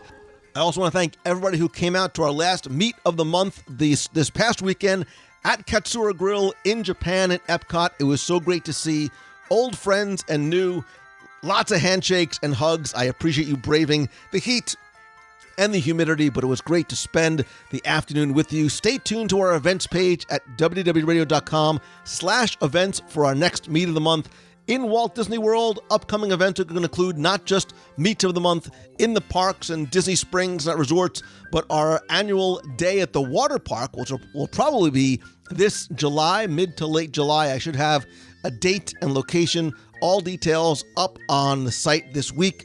Also, if you visit wdwradio.com/events, you can find out about other upcoming events, including our cruise out of New Orleans. We still have great pricing and some availability. That is in February 2020, and a few other announcements for other events coming up very, very soon. I also do on-the-road meetups as I travel to speak, and if you go to LouMongello.com, you can find out how I can come to speak at your conference, your business, or your school about everything from lessons that we can learn from the Disney parks and Walt Disney social media, live video, community building, as well as inspiring topics geared towards students. And also, don't forget about my Momentum Weekend Workshop in Walt Disney World, September 28th and 29th. It is a 2-day workshop and optional mastermind. During the weekend, a small group of just 50 dedicated, like-minded entrepreneurs are going to get together in an intimate setting to learn, share, discuss, troubleshoot, and make real changes to their lives, businesses, and brand. It is going to be a weekend filled of inspiration, education, and community. And to find out more and take advantage of our early bird pricing, visit LouMongello.com. I want to thank, as always, Mouse Fan Travel, my official and recommended travel provider. You've heard me talk about them for 10 years because it's who I continue to use, not just for myself, but have the trust to recommend to you. You can find out more over at mousefantravel.com, whether you're going to any Disney or other destination around this planet of ours. And of course, go to Celebrations Press to subscribe and order back issues of Celebrations Magazine. And as always, my friend, and you are my friend, whether we have met yet or not, all I ask is that if you like the show, please help spread the word. Let others know about it. It's the best way to let this amazing community continue to flourish and grow in the right way. So if you like the show, please tweet out that you're listening, share a link to this or your favorite episode over on Facebook, and if you can, take just 2 minutes to please leave a review over on iTunes. It is incredibly helpful. I want to thank some recent reviewers like Kells, Hans, PAS, who says, "Thank you. I have been listening to WDW Radio for a couple of years now. Lou makes me feel like I'm in the happiest place on earth while doing work around the house or walking the dog. His podcast brings back wonderful memories of my Disney College program, 2013 Liberty Inn at Epcot. Keep making magic, Lou. I'll be listening." And Adam M. Franklin, who says, "It's the best Disney podcast in a growing competitive landscape. WDW Radio is by far the best Disney podcast in a sea of other options. The field of quality Disney podcasts, YouTube channels, and shows and other media has grown tremendously over the last 5 years. However, you will find none better than Lou Mongello's superbly produced and wildly entertaining WDW Radio. Thank you. While I do enjoy other shows, none can match Lou's proven and time-tested product. His vast knowledge of all things Disney, especially the parks and resorts, is great for both the diehard Disney fan and the casual or first-time visitor to the world. I especially enjoy the historical episodes involving Jim Korkis, the DSI, Disney Scene Investigations, and the Top 10 segments with Little Timmy Foster. Becky's segments with Lou, where they answer listener emails, is awesome for trip planning as well. And still, the biggest reason why I enjoy and keep coming back to WDW Radio is Mr. Mongello's, oh, that was my dad, just call me Lou, true passion and love for Disney World that shines through with each episode. When he talks about visiting the old House of Magic on Main Street at the Magic Kingdom with his dad, one can immediately understand and feel what makes Disney World so magical. So please give this podcast a listen. You will not regret it. 5 stars and 2 thumbs up. Wow, thank you so much, Adam. And Maria Thorpe from the United Kingdom says in her wonderful British accent, which I assume she has, a must for any Disney fan. I'm not quite sure where to start with my review, apart from if you're a Disney fan, then it's a must. Lou is a way of making you feel that you're a true friend, whether you have met him or not, no matter how far away you lived. I've only been listening for the last couple of months, but I listen to the podcast daily, and that's probably the benefit of being, as they say, late to the party, as there are plenty of episodes to choose from, each as brilliant as the other. Once you start, you'll be hooked. Thanks, Lou. Well, thank you, Maria. Thank you, Adam. And thank you, Kells, Hans. If you want to leave a review, just search for WDW Radio in iTunes or go to wdwradio.com/iTunes. And again, my sincerest thank you, thank you, thank you. I love and appreciate you. And if there's ever anything that I can do to help you take that first step to, as Walt said, to keep moving forward, or to even venture outside the comfort zone, because the rewards are worth it. If you remember Rapunzel and Tangled, I agree with her 100%. Please, please let me know. I hope to see you this and every Wednesday night during the live shows on Facebook. So until next time, see ya. Hey Lou, this is Samantha from Orange County, New York. I'm just recently back from my last Disney trip, and I wanted to just give you a call. We had met at the opening night of Villains After Hours with Lisa. I had met you with my dad, and we talked a little bit about, me moving into magic, and I just wanted to say thank you for a lot of the words of encouragement and for telling me that at some point I'm going to have to rip off the Band-Aid because I'm currently in the process of applying to a couple jobs down in Orlando. So I just wanted to call to say thank you for all your support and words of encouragement and for just continuing to share all the positivity. Thanks. Have a great day. Hey, Lou and the WDW Radio Nation. This is Kent Jensen just calling in with a update on Star Wars Galaxy's Edge. It's been a couple days, so I've had a few minutes to think about what I saw, but I have to say it was absolutely amazing. I'm going to reserve my complete judgment until it's fully open, but the level of detail is amazing. Is it to the level of Cars Land? I'm not sure, but I can totally see myself spending hours in there playing the game and looking at the details. Once Rise of the Resistance and everything else kind of gets open, I think I do believe it's going to be absolutely amazing. But anyways, it was a great experience. We got to do the ride a couple times in our 4-hour block. We got to build a droid and got to go in the cantina. and see every shop that was there, interact with stormtroopers and Chewbacca. It was overall a great experience. Thanks for all you do. Bye-bye. Hello, Lou Mongello. It's Gabby Naldo calling from Columbia, Maryland. I just wanted to call in and say I saw Toy Story 4 last night. Today's now Friday. I saw it last night at 7 p.m. And I came out of the movie just overwhelmed and all in my feelings. Like, I can still feel myself, like, welling up with tears again. But just when you think they had ended it so perfectly in Toy Story 3, they do it again, and they tug at your heartstrings, and it just was perfect. Yeah, that's it. I can't wait to hear everybody's reaction to it. I hope everyone gets to see it soon. Yeah, happy first day of summer, and have a great weekend. Bye. Hi, Lou. It's Elizabeth from Massachusetts. I have just listened to your most recent episode about Galaxy's Edge, and I cannot even begin to explain how pumped I am to eventually experience that. I unfortunately don't have my next trip planned in November, and I know the one in the world will finally be open, but I might have to this summer go to California for a weekend. It sounds unreal. Thank you so much for doing such a thorough countdown. The three of you really made me feel like I had just experienced it, and I haven't yet. So I hope everyone has an awesome weekend. It's Friday as I call in, and that you make it a magical one. Thanks for all you do. Bye.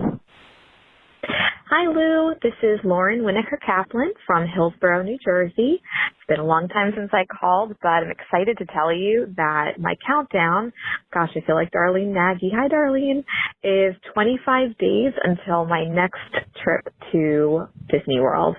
So we're very excited. I have a new son. Well, not so new. It is his first trip. He'll be a year and a half. And my older son is about 4.5. And though we've been twice with him before, he's really starting to get it, and planning has been really fun. So hopefully we get to see you. And I also want to shout out your newest listener, my friend Lisa, who also listens to the podcast, just had her second child. So welcome to the world, Brooke. And I'm sure as soon as she's old enough, she'll be listening to you and drives in the car with her mom. So one day I hope that we'll all get to go down as a set of families and enjoy a Disney trip together. So thanks for everything, Lou. Again, hopefully we see you when we come down in July, and take care, everybody. Bye. Hey, Lou. It's Christine Morrison from Flowertown, PA. It is Wednesday morning, about 6:30. I made myself get up and go running, and I've got 5 doggies at my house this week. And I'm just keep moving forward. I wanted to call in, and I just listened to the last podcast with you and Jim Corcus, and you were talking about you wanted us to let you know where we thought the next park should be built, if it was in the U.S. And the only place I can come up with that might even work out as far as weather and accessibility and tourism would be Texas. I thought maybe possibly New Mexico or Arizona might work, but it is kind of close to California. And I just think anywhere else north isn't going to work as far as staying open every single day of the year. But so I think Texas is my pick. Even though there might be severe weather, it's not too different than Florida, except for maybe the possibility of tornadoes. But I think if you go far enough inland, you'll avoid the hurricane issue. Anyway, and there's lots of land in Texas, and lots of people go to Texas. So that's my pick. Have a great week, everybody. Make someone smile, and I'll see you in the box tonight. Bye-bye.